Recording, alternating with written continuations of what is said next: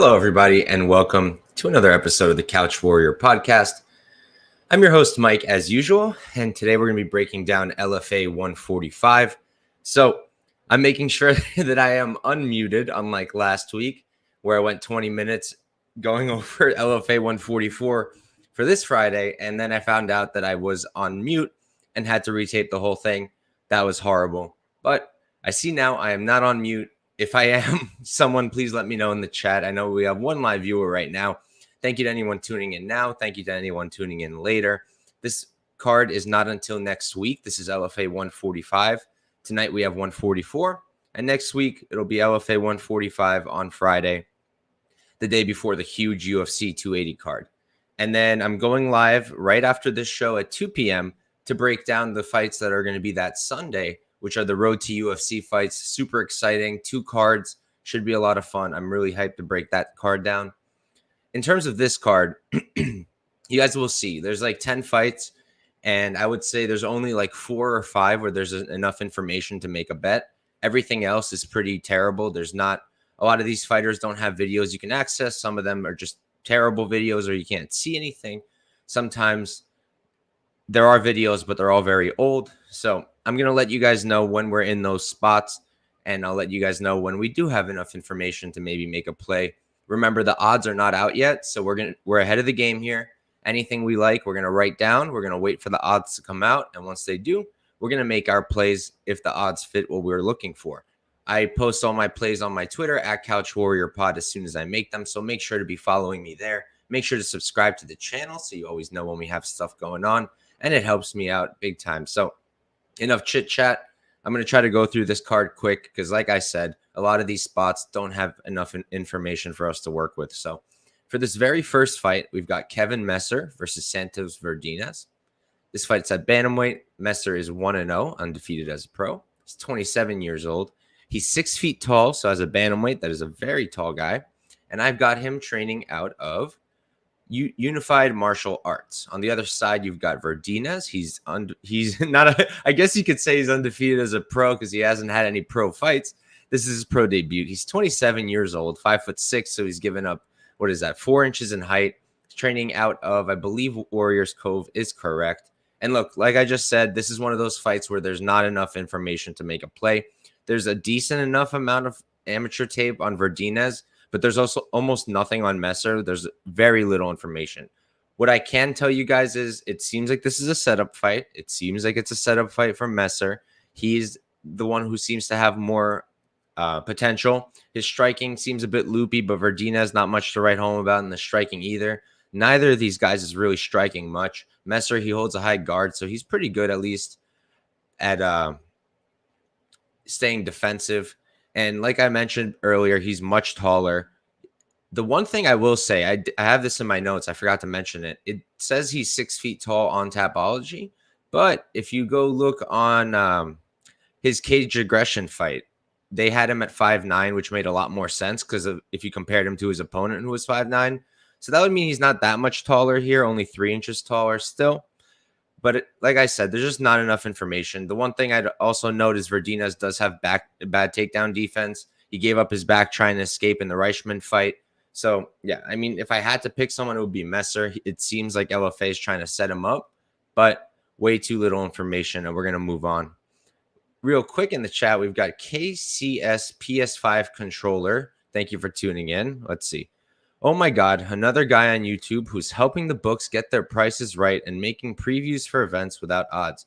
I'll never get it. Crazy mindset.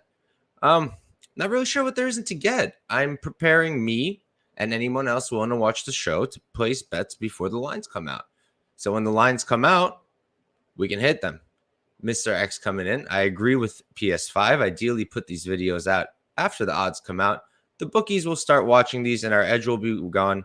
Great work, though. I will say I'll take this as a major compliment because if you guys think that I'm good enough that bookies are actually watching my shit and changing lines accordingly, I mean, thank you very much for that. I don't think that's the case. I'd be very surprised. I know that bookies normally go through inside sources. I highly doubt that they're over here watching videos with the guy who has less than 300 YouTube subscribers. But look, I'm not doing this for the bookies. I'm doing this for you guys and me. If you guys don't like it, no one's asking you to watch it. I am fairly confident that I am not affecting the lines with these videos. So yeah, I mean, if you don't like it, you don't have to watch it. I do this for the people who want to be prepared for when lines drop. It's that simple. And we're going to move on. All right, so this next fight is another one with minimal information, so I'm going to make it quick. This fight's at featherweight. We've got Kyle Zimick versus Mohammed Maali. Zimick's making his pro debut. Both of these guys are. Zimick is 27 years old. He's 5'6", and I do have him training out of Rising Suns, but I also picked up something with Elite Team on his Instagram, so it seems like he's spending time there as well. Maali on the other side, also making his pro debut. He's 33 years old, so he's 6 years older. He's 5'6" as well, training out of Gilbert Grappling. And again, there's very little information here. Maali has had one fight. It was in 2022 since 2016, because that's when the rest of his fights were. Both guys seem to be wrestlers. Maali, he wrestled D3. Zimick also seems to be a wrestler. He's 6 years younger. I don't have much information on either of their striking. The striking of Maali seems pretty crappy. His kicks are okay, but he loops like crazy, and he's pretty hittable. Look, I have to lean with the guy who's more active in Zimick, but there's like no tape here, so we're gonna move on. Don't touch this, guys. It seems like Maali's being brought in to lose, but definitely don't be playing that.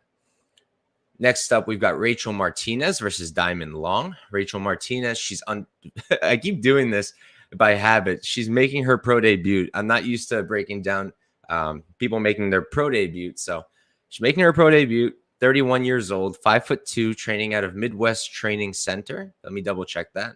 Yeah, that's what I got. On the other side, you've got Diamond Long. She's 0-1-0 as a pro, so she's lost her only pro fight. 31 years old, 5'3", and for her camp, I couldn't find anything. Now, both of them do have an amateur record as well, considering they're making their pro debuts. Martinez went 5-1-0 as an amateur, whereas Long went 4-4-0. Now, I'll say this. I think that Long is the better striker here. Again, this seems to me to be a setup fight. There isn't a ton of information, particularly on Martinez. Her most recent tape is from 2020. She is a wrestler.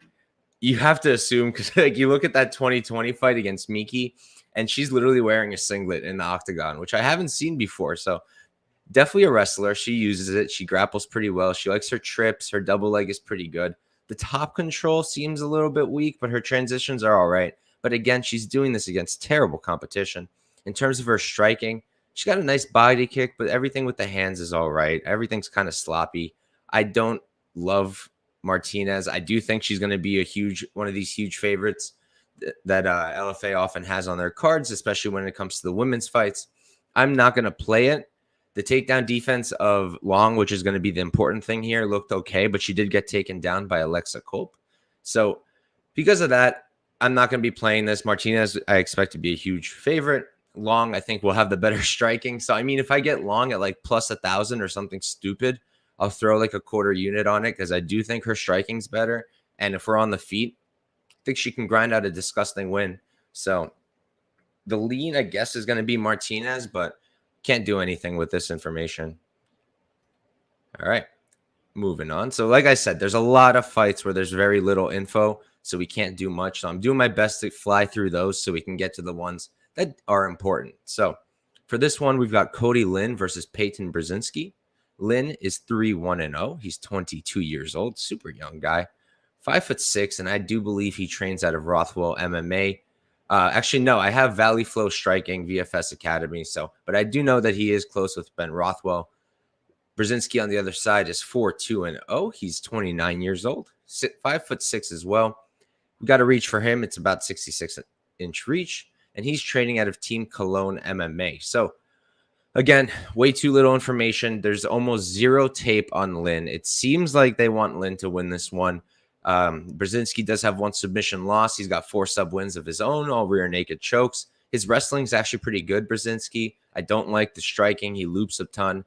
Linne on the other side, his striking seems decent, but I'm working off of a highlight clip. So again, you really can't take much from it. His BJJ looks super slick. I mean, the transition to the armbar is great. He's got 3 sub wins of his own. I don't know, man. I do like Linne, but I think he's gonna be like a minus 400 favorite, and we don't have enough information, so we're gonna move on. But I do think that fight is for Linne to win. All right. Next up, we've got Scott Writz versus Craig Fruth.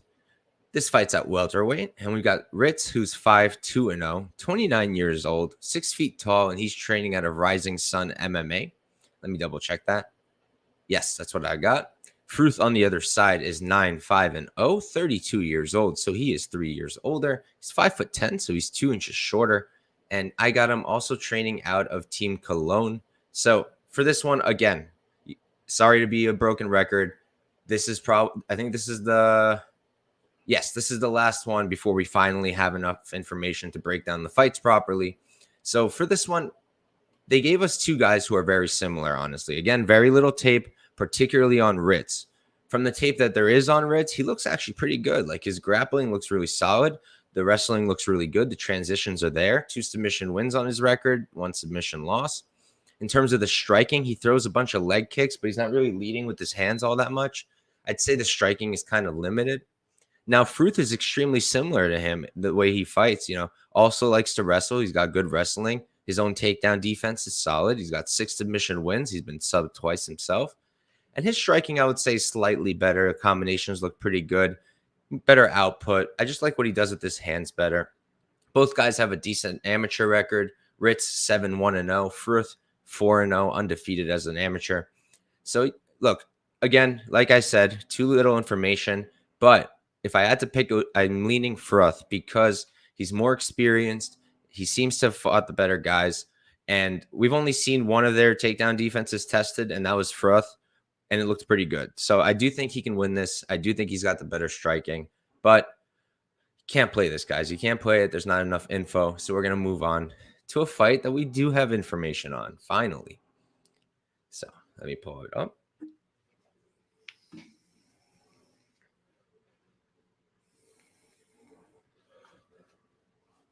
All right. Listen, guys, if whoever's watching this later, if you guys all really have a problem with me doing these videos, I mean, let me know and I'll stop. I only do it because I thought people like this, because I thought it's nice. Surprised to see 2 people coming in here being upset that I'm doing these videos early. But look, I feel like this is good for us. It gets us an advantage. And I really don't feel like the bookies are out here watching these videos. But what do I know? So anyways, we're going to move on. So, this is actually the first fight of the main card. It works out. We've got Kegan Gennrich versus Jake Kozorosky. Gennrich is 4-2-0 as a pro. He's 6'2" with a 75-inch reach, and I've got him training out of Team FVGC BJJ. On the other side, we've got Jake Kozorosky. He's 5'2-0, 31 years old. He's 6 feet tall, so he's given up 2 inches in reach. I do not have his, in height. I don't have his reach, which I should have because I bet it's on his LFA video. I apologize for not having that ready. And he does train out of Rufus Sport. So this one I found really interesting. I think these are 2 guys who are actually very similar and carry a lot of the same weapons and do well in a lot of the same positions, right? So amateur records for both these guys are nice and shiny. Gennrich undefeated as an amateur 4-0. Kozorosky undefeated as an amateur 7-0. When we look at the striking, Gennrich, good 1-2. He uses the length well. I like his jab. He looks like a solid striker. I like Kozorosky's striking a bit more. I like his jab. I like how he mixes the kicks into his combinations. He can be a bit loopy, but he uses his length very well. He's got a good body kick. I lean Kozorosky for the striking. Now, where I think it starts to go towards Gennrich is the wrestling. Gennrich has a really solid double leg. He's got good wrestling overall. His own takedown defense is very solid.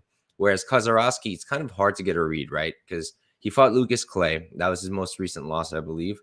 And he took down Clay in the first round, and he held him down, and it actually looked pretty good.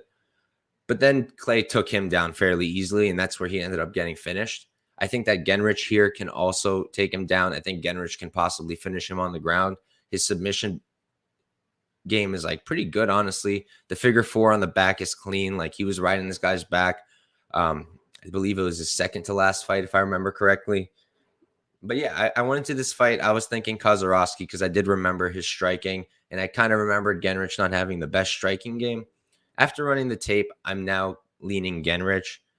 It's going to really come down to the odds because, look, if it's close, I'm going to play who I think wins. I think it's Gennrich. If it's Gennrich at like minus 400, I'm going to play the guy who I think has a chance to win and is the big underdog, and that's Kozorosky. Because I think that if Kozorosky can keep this up and maybe get his own grappling mixed in here and there, I think this fight's, live for him to win. So I definitely don't agree with those Tapology prediction odds, but I've spoken about this before. Oftentimes when you're looking at the prediction odds, they're off because people will just follow each other. People, instead of taping, people will just be like, all right, what's the most selected option? And just do that to bump up their numbers. So definitely take those with a grain of salt. But yeah, I like Gennrich here. That's my lean, which sucks because I wanted to go with Kozorosky, but you have to let go of your biases. And all right, so we're up to the next fight. This one's at flyweight. We've got Tyus White versus Miguel Sanson. White is 5-1-0, undefeated. Oh my goodness. He's not undefeated. He's 5-1-0, 25 years old, 5'9" with a 69-inch reach, and he's training out of Pura Vida BJJ. Sanson on the other side is 3-0, undefeated as a pro. He's 23 years old, so he's 2 years younger. He's 5'7", so he's 2 inches shorter, and I don't have a reach for him. But this one is actually really interesting. When I first looked at this card, this was the one that stood out to me. And I do want to go over like their opponents and stuff as well. So I'm going to pull that up real quick. This is one I want to kind of get into. So Tyus White, I backed him not too long ago when he fought Tony Laramie. And Tony Laramie is the younger brother of TJ Laramie.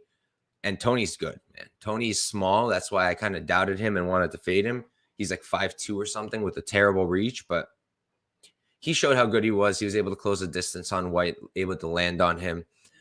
White kind of depends on his grappling. That's where he does his best work. He's got really good wrestling, but that wasn't working out for him against someone like against Laramie, who also can grapple, right? But here, Sanson also wrestles. Sanson also has solid wrestling. We're looking at two solid wrestlers here, but I don't think Sanson is as good of a wrestler as Laramie was. And Laramie didn't even do it offensively. He just used it to stay up on his feet for the most part. But look, you're only able to watch the first pro fight of Sanson's. You can't watch the two more recent ones because they were on the LFA prelims, and LFA does not save their prelims for some reason. They used to do it on Facebook and keep it there.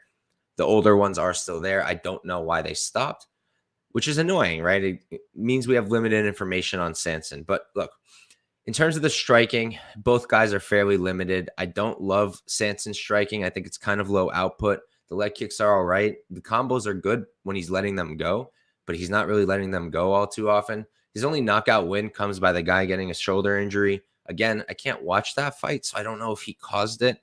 I'm going to give him the benefit of the doubt and assume he did cause that injury, so we'll give him that knockout win. He's never submitted anybody, never been submitted himself. His back take is clean, though. In that Pagoa fight, he took the back nicely, did good work on top. Tyus also has really good BJJ, 3 sub wins of his own. He's pulled some pretty nice moves. In his last fight, he got a nice Darce choke. He's got a rear naked and an arm triangle, so 3 different submissions. I'm torn here. Like the striking of White, it's not like it's much better than Sanson. I like his jab better. His combinations are decent. And I do like that he keeps the strikes a little bit more straight. So I guess I lean White. I think I lean White. I feel like both guys have similar levels of wrestling background in terms of pre-MMA. Neither one was an NCAA champ or anything like that, but both guys wrestled mixed martial arts. Both have wrestling backgrounds, so maybe we get a sloppy striking match. I don't know. If we do, I kind of lean White. And then if Sanson starts mixing in his wrestling, I feel like White can scramble, whereas if White's the one getting the takedowns, I'm not sure that Sanson's going to be able to scramble out. Because I'm working with limited information, I'm not really comfortable betting much once the lines come here. Even a unit I'm a bit uncomfortable with. It'll really depend on the line. But if I get Tyus White as a decent dog, that's going to be my play. He's my lean regardless. I think that both guys are wrestlers. Both guys have wrestling backgrounds, so I don't expect Sanson to be able to use that like he has against Tyus White. And on the feet, I think neither guy is that comfortable, but I do lean White. He's bigger as well. and he does keep his strikes more straight. So I'm going to be going with Tyus White here with the underdog play, probably, at least based off of the Tapology predictions. And we're going to move on. This fight we can go through fairly quickly. It's another one of those clear setup fights. Although, again, I think there's going to be some grease if it extends. Here we've got Olivia Beesaku versus Jena Bishop. Beesaku is 1-1-0 as a pro. She's 5'3", and I've got her training out of Ironworks Training Center. Jena Bishop on the other side is 3-0, undefeated as a pro. She's 36 years old, which is odd. It's odd at flyweight, right? She's 5'4", so she's an inch taller. She's got a 66.5-inch reach, and she trains out of Alliance Jiu-Jitsu San Diego. So, honestly, this is a very clear setup fight for Jena Bishop. I mean, Jena Bishop is a third-degree black belt, for heaven's sakes. Beesaku, all you need to see in her last fight, her back was taken. Like, if that happened here against Bishop, it's over. Bishop, 1 sub win in her 3 pro wins. Very slick transitions, slick back takes, good offensive wrestling. She's a bit hittable, and her own striking is a little basic, but it's good. She shows good things on the feet, and I think she is the better striker here. Beesaku's striking also doesn't look terrible, but it's very limited, sloppy, and the output just isn't there. And I think she's much more hittable than Bishop is. Beesaku's got decent wrestling of her own. She's got a decent double leg that I kind of liked. The top control looked pretty good, but she's crap on the feet. Can't get her own takedowns often, and I expect Bishop to be able to keep it up. And Bishop also, I mean, this could be a good thing or a concern, right? If Bishop is comfortable enough off her back where she just lets Beesaku take her down, that could be great because then Bishop's on the ground where she wants to be. It could also be bad because if she doesn't get that sub, Beesaku can just ride it out, maybe win that round, and then do it again. So I'm not going to be touching this whatsoever. Maybe if we get a nice under on this fight, we'll see. That's going to be out in a while. We won't know for a bit, but I think Bishop should roll here. I mean, it's clearly a setup for her. She's better literally everywhere, and she's a third-degree black belt, for heaven's sakes. So, yeah, the pick is going to be Jena Bishop, and we're going to move on to our co-main event of the evening. Let me roll it up. All right, so this is probably the one that I'm looking forward to the most. We've got 2 guys coming off of shocking L's, which was really crazy, but I'm going to pull up their opponents and everything. We're going to go through this. This one's a good one. So we've got Jordan Griffin versus William Starks. Griffin is 18, 10, and 0, 32 years old, 5'10" with a 73-inch reach. And I have him currently training out of Wanderlei BJJ. Starks on the other side is 7'3" and 0. He's 29 years old. So he's 3 years younger. He's 5'11". He's 1 inch taller. And he's got a 73.5-inch reach, so just a half-inch reach edge. And look, so if you look at the numbers of the record, right, you got 10 fights for Starks, 28 total fights for Griffin. So technically, Griffin's had more fights. But Starks has a 15-1-0 amateur record. So you add that up, that's 26 to 28. Still, Jordan Griffin's got the edge there, but it's close. Starks has been active, and I love seeing guys with such a long amateur record, especially because if he's winning so many fights to the point where he's 15-1-0 as an amateur, at some point, most guys are like, all right, I'm winning these Ami fights. I'm ready to go pro. He said, nah, I'm going to wait till I'm ready. And I really like that he did that. I do. He's had a good showing since he's gone pro. And then he was super hyped up going into his last fight against Glacio Elizario. He was a -800 favorite, and he lost. He lost that fight by decision. It was a greasy fight. He just couldn't get his game off, and that's why he ended up losing that fight. He likes to grapple. He likes to wrestle. Elizario was making his life difficult. Starks did seem a little bit off, but overall, it just was not a great performance for Starks. But then what happened to Griffin in Griffin's last fight, man? He fought Josh Roller. I don't have the odds on me. I kind of want to get them, though. I'm going to try to see if I could get it. Jordan Griffin. Okay. Come on, tell me there were... Nah, there weren't odds for that. But, like, you have to imagine against... What was the guy's name? Josh Roller. You have to imagine against Josh Roller, Jordan Griffin was a pretty hefty favorite. I don't know if lines were actually available or not, but, man, that fight, I watched it. It was terrible. It made me think that Jordan Griffin was 38. And then I went back to Tapology, and I was like, wait a minute, he's only 32. Sure, it looks like he's 38, though, the way he's fighting. I mean, in the UFC, I can't even say he was that bad. Like, he's got some decent wins, and the losses aren't horrible. I mean, you lost to Dan Ige, okay. You lost to Chas Skelly. That's not as good. TJ Brown was beating you, in my opinion, until you subbed him, so good for you. Yusuf Zalal lost, I guess not the best look nowadays. Luis Saldana lost, also not the best look nowadays. And then you lose to freaking Josh Roller. So, yeah, not a good look. And the loss just showed a lot of things. Jordan Griffin was more hittable than usual. He was more flat-footed than usual. He wasn't really using his wrestling, and he just couldn't get it off, even though he's good at wrestling. He's a good wrestler. We know this. We know this from the UFC. But even then, 42% takedown defense back in the UFC. He defended against Roller for the most part, but Roller found some offensive grappling success. We haven't seen Starks' defense tested all that much, but I do think he's going to be the better wrestler here. I really like his takedowns. I really like his work. I really like the ground control, the transitions on the ground. I'm a Starks fan. I have to admit, maybe it's a bias, but I just feel like one of these guys is on the come up, and the other guy is on a major downward spiral, and this downward spiral, in my opinion, is Griffin. Like, all right, so forget that Roller fight, and we can even keep the Eliasario fight. Still, I think Starks is the better striker. I like his jab a lot. I like that front kick. He mixes to the body. The combos are great. I don't love the striking of Griffin. I never did. His output is kind of lower, and it was, it's even lower now than it used to be, in my opinion. His jab is pretty good right hand, but almost no combinations, just not enough on the feet. And if we're on the feet here, I do favor Stark, right? Both these guys can grapple, both can wrestle. Griffin's got 7 submission wins. I mean, that's fantastic. 1 sub loss, that was all the way back in 2014. So both guys can grapple, and I wouldn't say that the best path for Starks is a purely offensive wrestling path. I think on the feet, he can find a lot of success, just like Roller did, because Griffin just doesn't seem to have it anymore, at least in the striking department especially. He was getting pieced up by Roller. It was laughably bad. I would have been laughing if I didn't feel so bad for him. I don't know what the heck happened. Could he have just had an off day and he's going to come in here looking fantastic again? Maybe. I don't think so. I mean, he's lost 3 in a row now. I don't really see much changing. Whereas Starks, I think a loss like that against Eliasario, I think for him is a good thing because he's on the come up. He's not on a 3-fight losing streak. A loss means he goes back to the drawing board and sees how he can get better. He is younger, maybe not by much, 3 years, but in the game, he's much younger. So, yeah, I like William Starks here.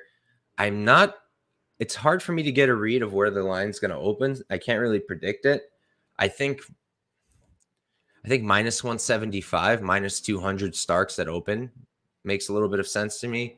Those 2 guys who were upset at me with the bookies before might be punching air right now that I'm giving lines to the bookies. But yeah, that's what I think it might open at, around minus 200 for Starks. But that's what I'm going to be playing depending on the odds. We'll see.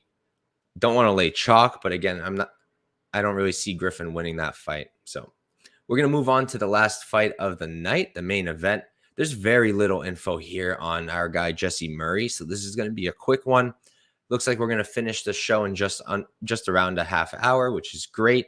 Don't forget, guys, if you're still watching this, we are going live in a half hour at 2 o'clock to break down Road to UFC 5 and 6. I'm actually really excited for that one. So please make sure to check that out. But for this fight, we've got Bruno Assis versus Jesse Murray. Bruno Assis is 12-6-0 as a pro. He's 30 years old, 6'3" with a 77-inch reach, and I've got him training out of American Top Team. On the other side, we've got Jesse Murray, 9-4-0. He's 29 years old, 6'3" as well, 78-inch reach. He's got a 1-inch reach advantage, and he trains out of Strong Style Fight Team. He is indeed still there. And look, like I mentioned earlier, this card is full of these fights where we just don't have a lot of tape on some of these guys.